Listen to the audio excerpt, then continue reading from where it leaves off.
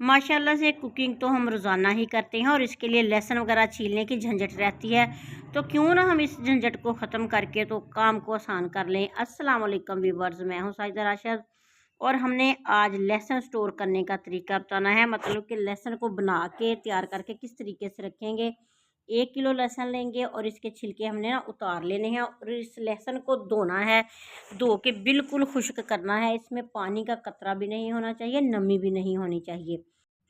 तमाम लहसुन को छीलने के बाद इसका हेड रिमूव कर देंगे। और ये जो तरीका मैं आपको बताने वाली हूँ, इसके साथ लहसुन 2 माह तक भी स्टोर करके रख सकते हैं। इसका जायका भी चेंज नहीं होगा और ना ही इसको ये ख़राब होगा, जैसे कि काई वगैरह उल्ली वगैरह लगती है ना, वो भी नहीं लगेगी।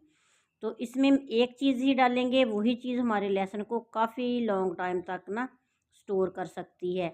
तो अब हम इसको धोने के बाद थोड़ी नमी नज़र आई मुझे तो किचन टावल से साफ़ कर लेंगे। फिर ब्लेंडर जग में डालेंगे।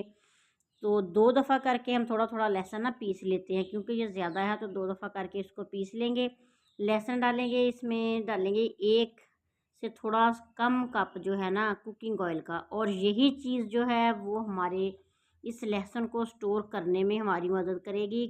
बिल्कुल भी ख़राब नहीं होने देगा कुकिंग ऑयल इस लहसुन को।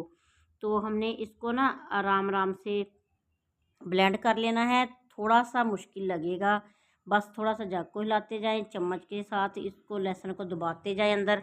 और एहतियात कीजिएगा कि चम्मच वगैरह या कोई चीज़ भी इस्तेमाल करें ना, वो ब्लेंडर के जो इसके अंदर ब्लेड होता है ना, उसको ना लगने पाए।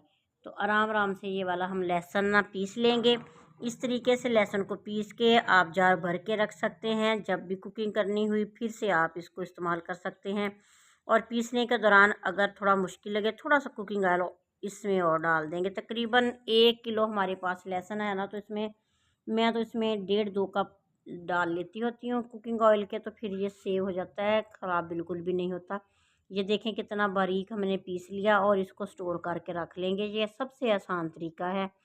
और ये फ्रीज़र में नहीं रखना, फ्रिज में ही रख देंगे, क्योंकि फ्रीज़र में रखने से ये जम जाएगा।